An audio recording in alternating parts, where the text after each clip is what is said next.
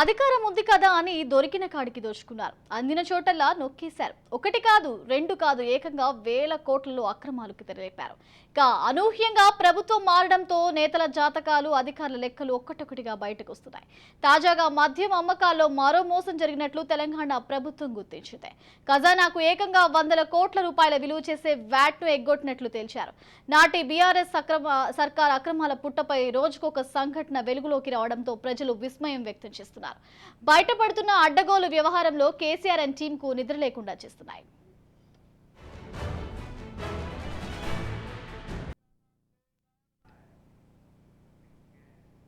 తెలంగాణ వ్యాప్తంగా మద్యం అమ్మకాల్లో కుంభకోణం జరిగిందని కాంగ్రెస్ సర్కార్ గుర్తించింది. భారీ స్థాయిలో పన్ను ఎగవేతకు పాల్పడ్డారని కూడా తేలింది.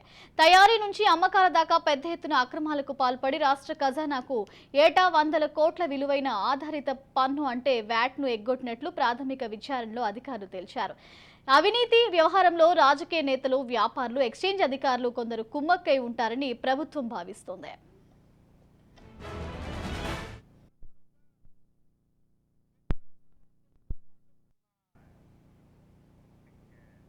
ఏటా జరిగిన మద్యం అమ్మకాలెంత, ఖజానాకు చెల్లించిన వ్యాట్ సొమ్ము ఎంత అనే కోణంలో సమగ్ర విచారణ జరుగుతోంది. ఇక ఈ విచారణ ప్రారంభంలోనే ఆరోపణలకు బలం చేకూరేలా ఏటా ఎన్ని లీటర్లు అమ్మారన్న లెక్కలను పబ్లిక్ డొమైన్ పోర్టల్ నుంచి ఎక్సైజ్ శాఖ తొలగించడం గమనార్హం. పన్ను ఎగవేత అంశాన్ని రాష్ట్ర వాణిజ్య పన్నుల శాఖ గుర్తించి ఎక్సైజ్ కమిషనర్ కార్యాలయానికి 2 సార్లు లేఖలు రాసిన ఫలితం లేకుండా పోయింది.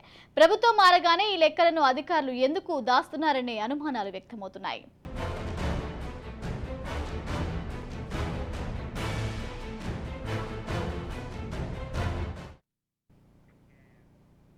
పన్ను ఎగవేత అంశం బయటపడడంలో చేపట్టిన విక్రయాలే మోసాన్ని గుర్తించేలా చేశాయి. వాస్తవానికి ప్రత్యేక రోజులు, ఎన్నికలు, పండుగలు, ఉత్సవాల సమయంలో మద్యం అమ్మకాల్లో గణనీయంగా మార్పులుంటాయి. కానీ అదే స్థాయిలో మద్యంపై వచ్చే పన్ను ఆదాయం పెరగకపోవడంతో రేవంత్ సర్కార్కు అనుమానం వచ్చింది. లోతైన విచారణ చేపట్టారు. 2021 నవంబర్లో 1007 కోట్లు, డిసెంబర్లో 1536 కోట్లు మద్యం అమ్మకాల్లో వ్యాట్ రూపంలో ఖజానాకు ఆదాయం వచ్చింది. ప్రస్తుత ఆర్థిక సంవత్సరం అంటే 2023-2024లో అసెంబ్లీ ఎన్నికల నేపథ్యంలో మద్యం అమ్మకాలు భారీగా పెరిగినా వ్యాట్ అదనంగా రాలేదు. గతేడాది నవంబర్లో 1021 కోట్లు, డిసెంబర్లో 1388 కోట్లు మాత్రమే వ్యాట్ రూపంలో చెల్లించారు. అమ్మకాలు పెరిగితే వ్యాట్ ఎందుకు తగ్గిందని ప్రభుత్వం విచారణ వేగవంతం చేసింది.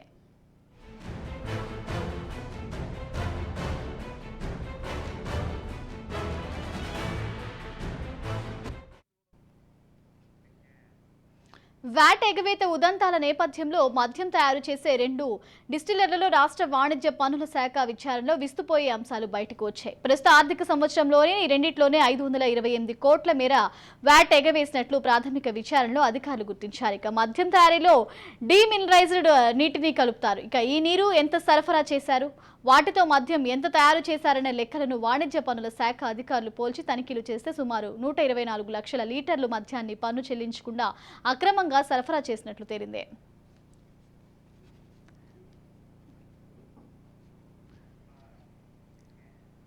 మద్యం అమ్మకాల్లో జీఎస్టీ ఉండదు. వ్యాట్ పేరుతో పన్ను వసూలు చేస్తున్నారు. రాష్ట్ర జీఎస్టీ పద్దు కింద ఏటా 18% వృద్ధి రేటు నమోదవుతుంటే వ్యాట్ మాత్రం 5-6% ఎందుకు మించడం లేదని ప్రభుత్వం ఎక్సైజ్ శాఖను తాజాగా ప్రశ్నించింది. మద్యం అమ్మకాల విలువ భారీగా పెరుగుతున్నట్లు ఎక్సైజ్ శాఖ లెక్కలే చెప్తున్నాయి.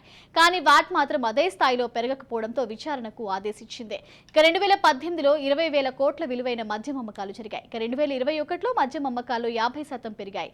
30,200 కోట్లు అమ్మినట్లు గణాంకాలలో తెలుస్తోంది. అయితే వసూలైన వ్యాట్ పన్నులు మాత్రం ఆ రేంజ్ లో పెరగకపోవడంపై ప్రభుత్వం దృష్టి పెట్టింది. అందరూ ఆశ్చర్యపోయేలా 2018 జూలై నెలలో మద్యం అమ్మకాలపై 1,200 వ్యాట్ రూపంలో ఖజానాకు చేరాయి. ఇక అయితే 2023 జూలైలో 1,160 కోట్లు మాత్రమే వసూలవడంతో అనుమానాలకు బలం చేకూరుతుంది. అంటే గడిచిన 5 ఏళ్లలో అమ్మకాలు 50% పెరిగితే వ్యాట్ రూపంలో మాత్రం కేవలం 60 కోట్ల ఖజానాకు చేరడం వెనుక ఉన్న మతలబును బయటపెట్టే ప్రయత్నంలో ప్రభుత్వం ఉంది.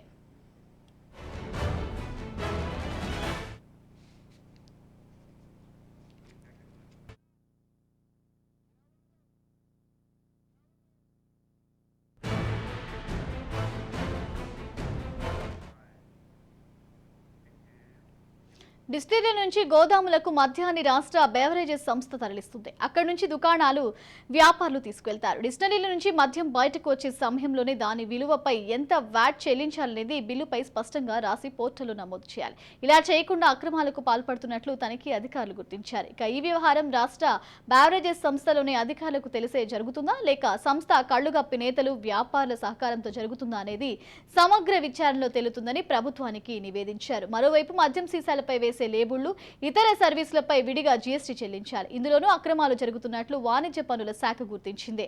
వ్యాట్ ఎగ్గొట్టిన అంశంపై మా పొలిటికల్ ఎడిటర్ అరవింద్ కొల్లిక మరింత సమాచారాన్ని ఇస్తారు.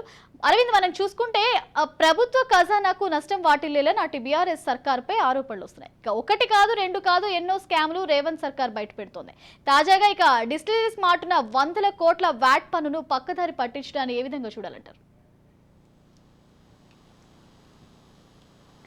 శ్రావ్య, ఇక్కడ ప్రధానంగా గమనించాల్సిన అంశం ఏంటంటే మద్యం పైన జిఎస్టీ ఉండదు, కానీ మద్యం బాటిల్ తయారీకి సంబంధించినటువంటి బాటిల్ మీద, అదే సందర్భంలో క్యాప్ మీద, దాంతోపాటు ఉండేటటువంటి స్టిక్కర్ మీద, వీటి మీద జిఎస్టీ ఉంటుంది. ఇది ఒక పక్కన ఇట్లా ఉంటే అసలు మద్యం విలువ, మద్యం అమ్మకాలు భారీగా పెరిగినటువంటి పరిస్థితుల్లో 2018 సంవత్సరంలో 1200 మాత్రమే వ్యాట్ వస్తే 2023 సంవత్సరంలో 1260 కోట్లు మాత్రమే వ్యాట్ వచ్చినటువంటి పరిస్థితి ఉంది.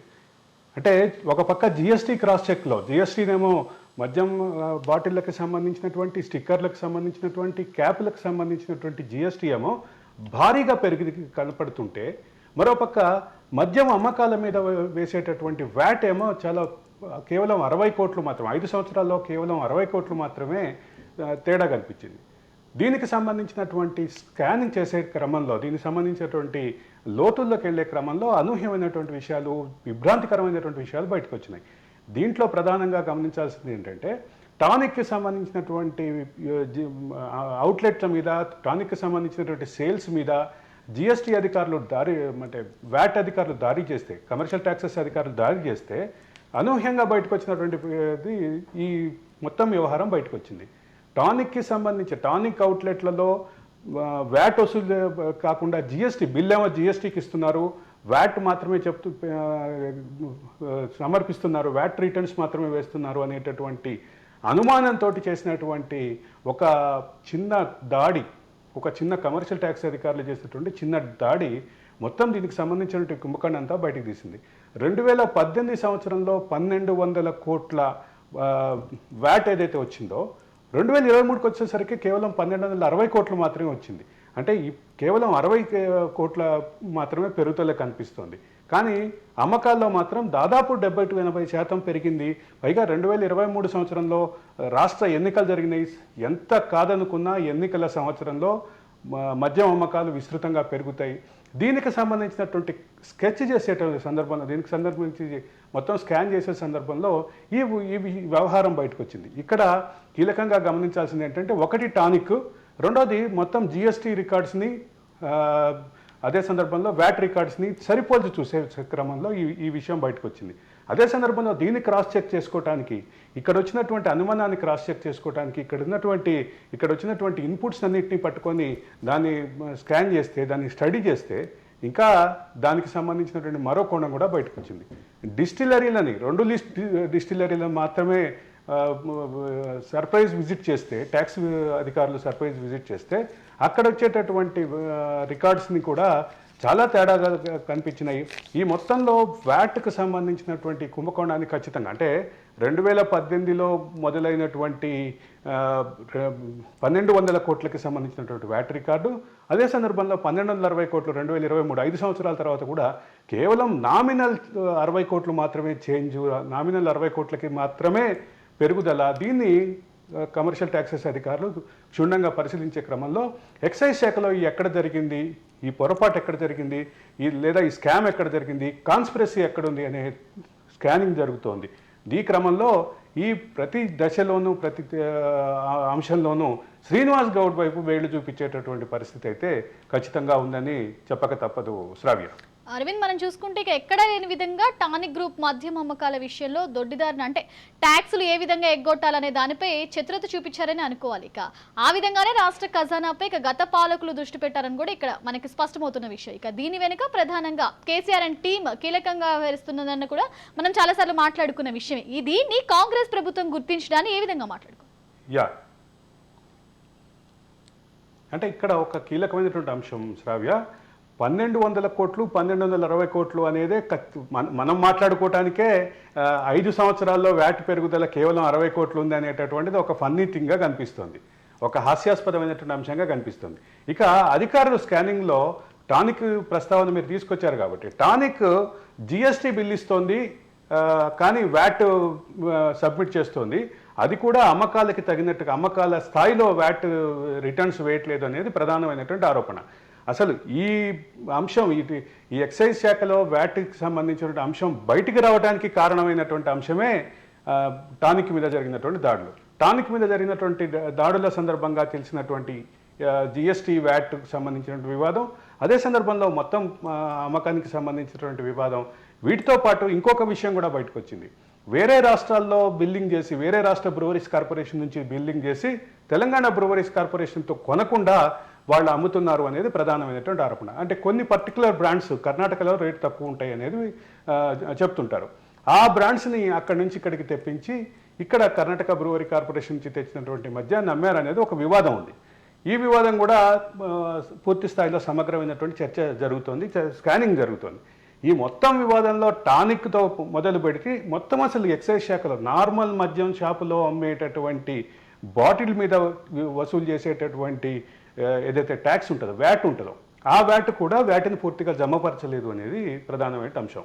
ఎందుకు దీనికి ఉన్నటువంటి డేటా ఏంటంటే 2018 నుంచి 2023 వరకు దాదాపు 60-70% మద్యంలో అమ్మకాల్లో పెరుగుదల ఉంటే కేవలం 60 కోట్లు మాత్రమే ఇక్కడ క్లియర్గా ట్యాక్స్ రిటర్న్స్లో వ్యాట్ రిటర్న్స్లో కనిపిస్తోంది. ఈ అంశాన్ని మొత్తానికి కారణమైనటువంటి అంశాల్లో కారణమైనటువంటి అంటే దీని ఇంత వ్యవహారం బయటకు రావడానికి కారణమైనటువంటి వ్యవహారాల్లో విషయాల్లో ఖచ్చితంగా టానిక్కి సంబంధించినటువంటి పాత్ర క్లియర్గా కనిపిస్తోంది. టానిక్కి సంబంధించిన వివాదం, అదే సందర్భంలో టానిక్ యాజమాన్యం విషయంలో ఒకవైపు కవిత, మరొక వైపు సంతోష్రావు పేర్లు వినిపిస్తున్నటువంటి పరిస్థితి, వాళ్ళతో పాటు అంటే ప్రభాకర్ రావుకి సంబంధించినటువంటి ఐజీ ప్రభాకర్ రావుకి సంబంధించిన సమీప బంధువుల పేర్లు కూడా వినిపిస్తున్నటువంటి పరిస్థితి అయితే ఉంది శ్రావ్య. అరవింద్, మనం మాజీ మంత్రి శ్రీనివాస్ గౌడ్ కనుసన్నల్లోనే ఈ అవినీతికి బీజం పడిందని మనకు తెలుస్తుంది. లాస్ట్ టైం కూడా మనము ఈ టానిక్ విషయానికి వచ్చేటప్పటికి ఎవరైతే శ్రీనివాస్ గౌడ్ ఉన్నారో ఆయన చేసిన అవినీతి గురించి మనం డిస్కస్ చేశాం. కానీ ఇక ప్రజా సంక్షేమాన్ని కోరాల్సిన పాలకులే ఇక అడ్డదారి తొక్కడం ఎంతవరకు కరెక్ట్ అనుకోవచ్చు? ఇక బయటపడుతున్న అక్రమాల భాగోతంలో అధికారులను బెదిరించి పబ్బం గడుపుతున్నారని అనుకోవాలా? ఇది ఖచ్చితంగా ఒక విషయం చెప్పాలంటే ఈ అంశంలో ఇది కేంద్రీకృతమైనటువంటి అవినీతిగా చెప్పాలి.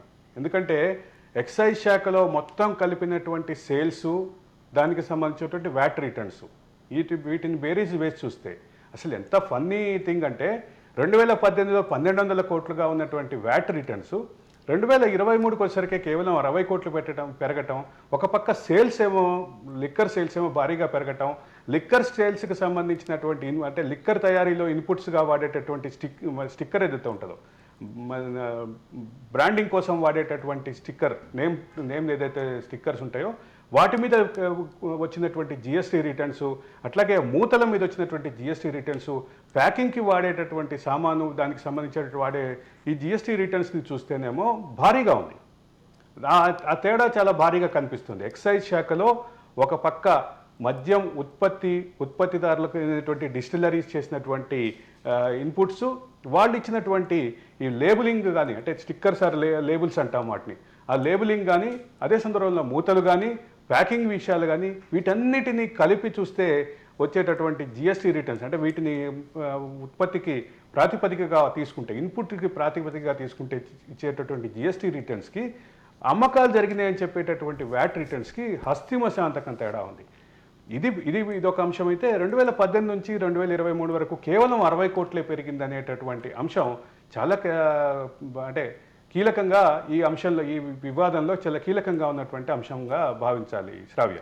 ఇక అరవింద్ మనం అయితే దీనికి సంబంధించి శ్రీనివాస్ గౌడ్ ప్రస్తావన మీరు తీసుకొచ్చారు కాబట్టి Continue, దీనికి సంబంధించి మీరు శ్రీనివాస్ గౌడ్ ప్రస్తావన తీసుకొచ్చారు కాబట్టి ఇంకొక విషయం చెప్పతకపోదు. ఇది ఖచ్చితంగా కేంద్రీకృతమైనటువంటి నిర్ణయం. ఇది మొత్తం ఒక అంటే డిస్టిలరీలన్నిటికీ సంబంధించినటువంటి యాజమాయిషి వహించే బ్రూవరీ కార్పొరేషన్ కానీ ఎక్సైజ్ శాఖ మంత్రి కానీ వీళ్ళకి సంబంధించినటువంటి కలెక్టివ్గా జరిగింది. ఖచ్చితంగా దీని విషయంలో కాన్స్పిరసీ ఉంది, దీని విషయంలో కుట్ర కోణం ఉంది, రాష్ట్ర ఖజానాకి చిల్లు పెట్టేటటువంటి కోణం కూడా క్లియర్గా కనిపిస్తోంది. ఇది కీలకంగా ఇప్పుడు చర్చనీయంగా అంశంగా ఉంది శ్రావ్య. అరవింద్ మనం చూసుకుంటే ఇక గత ప్రభుత్వంలో జరిగిన కుంభకోణాలు ఇక ఒక్కొక్కటొక్కటిగా బయటకు వస్తున్నాయి. ఇక ఇవాళ మద్యం అమ్మకాల విషయంలో జరిగిన ఈ వ్యాట్ వ్యవహారం అనేది కూడా ఇప్పుడు తెరపైకి వచ్చింది. అంటే ఇక కాంగ్రెస్ ప్రభుత్వం వచ్చాక ఈ కుంభకోణాలన్నీ బయటకు వస్తున్నాయి, తీసుకొస్తున్నాయి అనే అంశానికి సంబంధించి మీరు ఏం చెప్తారు? అంటే ఒకటైతే క్లియర్, గత ప్రభుత్వంలో ఎక్కడెక్కడ ఏ ఏ అక్రమాలు జరిగినాయి అనేటటువంటి స్కానింగ్ అయితే ఖచ్చితంగా కాంగ్రెస్ ప్రభుత్వంలో మొదలైంది. ఒక పక్క అంటే కాళేశ్వరం నుంచి మొదలుపెట్టి అతిపెద్ద ప్రాజెక్ట్ అయినటువంటి కాళేశ్వరం నుంచి మొదలుపెట్టి ఎక్సైజ్ శాఖకి సంబంధించినటువంటి వరకు ఈ మధ్యలో చాలా విషయాలు ఉన్నాయి, చాలా అంశాలు ఉన్నాయి. వీటన్నిటిని పూర్తిగా స్కాన్ చేసినటువంటి పరిస్థితి ఉంది. పూర్తిగా దీనికి సంబంధించినటువంటి ఆమూలాగ్రంగా స్టడీ చేసినటువంటి పరిస్థితి ఉంది. అదే సందర్భంలో శ్రీనివాస్ గౌడ్కి సంబంధించినటువంటి వ్యవహారాల్లో ఇది అంటే ఈ ఎక్సైజ్ శాఖకి సంబంధించిన వ్యవహారం శ్రీనివాస్ గౌడ్ దగ్గర ఆగుతుంటే శ్రీనివాస్ గౌడ్కి సంబంధించినటువంటి మరిన్ని విషయాలు కూడా వెలుగులోకి వస్తున్నాయి. శ్రీనివాస్ గౌడ్కి సంబంధించి టూరిజం శాఖ మంత్రిగా ఆయన నిర్వహించినటువంటి పాత్ర మీద విమర్శలు ఉన్నాయి. అట్లాగే స్పోర్ట్స్ శాఖ మంత్రిగా, క్రీడల శాఖ మంత్రిగా ఆయన వ్యవహరించినటువంటి తీరు మీద కొన్ని ఆరోపణలు ఉన్నాయి. ఇవన్నీ పక్కన పెడితే అంటే శాఖల పరంగా చూస్తే ఐటీ శాఖకి సంబంధించినటువంటి శాఖ నిర్వహించినటువంటి కేటీఆర్ మీద ఆరోపణలు ఉన్నాయి. కేటీఆర్కి సంబంధించినటువంటి కొన్ని ముఖ్యమైనటువంటి నిర్ణయాల మీద ఒక పక్క స్కానింగ్ జరుగుతోంది. హరీష్ రావు తీసుకున్నటువంటి కొన్ని నిర్ణయాల మీద స్కానింగ్ జరుగుతోంది. వీటితో పాటు అంటే పలువురు మంత్రులు వాళ్ళు వ్యవహరించినటువంటి తీరు, వాళ్ళకి ఇచ్చినటువంటి అనుమతులు, వీటన్నిటి మీద స్కానింగ్ అయితే జరుగుతోంది. అడుగడుగున గత ప్రభుత్వ నిర్ణయాల్లో జరిగినటువంటి లోపాలని, అదే సందర్భంలో విధానపరమైనటువంటి నిర్ణయాల్లో జరిగినటువంటి లోపాలని, వీటన్నిటితో పాటు ఆచరణలో ఇప్పుడు ఎక్సైజ్ శాఖ లాగా ఆచరణలో ఉన్నటువంటి లూప్ హోల్ని వాడుకోవటమా లేదా బుల్డోజ్ చేశారా అనేటటువంటి అంశం కూడా ప్రధానంగా చర్చలోకి వస్తుంది. ఇప్పుడు శ్రీనివాస్ గౌడ్తో పాటు దీంట్లో ఎవరెవరు భాగస్వాములు ఉన్నారు అనేది కూడా కీలకంగా చర్చలో ఉంది. అయితే ఇక్కడ పోలీస్ శాఖ, తెలంగాణ పోలీస్ శాఖ చాలా అంటే మీరు అన్నట్లుగానే ప్రతి నిర్ణయాన్ని ప్రశ్నిస్తోంది, ప్రతి నిర్ణయాన్ని వెనక ఉన్నటువంటి ఉద్దేశాలని, కారణాలని తవ్వుతోంది. అక్రమ కేసులు ఎదుర్కొంటున్నటువంటి పలువురు పోలీస్ అధికారులు కూడా గత ప్రభుత్వంలో అక్రమ కేసులు ఎదుర్కొన్నటువంటి పోలీస్ అధికారులు కానీ మిగతా వారు కానీ ఈ విషయంలో కసిగా పనిచేస్తున్నటువంటి పరిస్థితి గమనించాల్సినటువంటి పరిస్థితి ఉంది Shravya. Right, thank you Aravind for this overall details.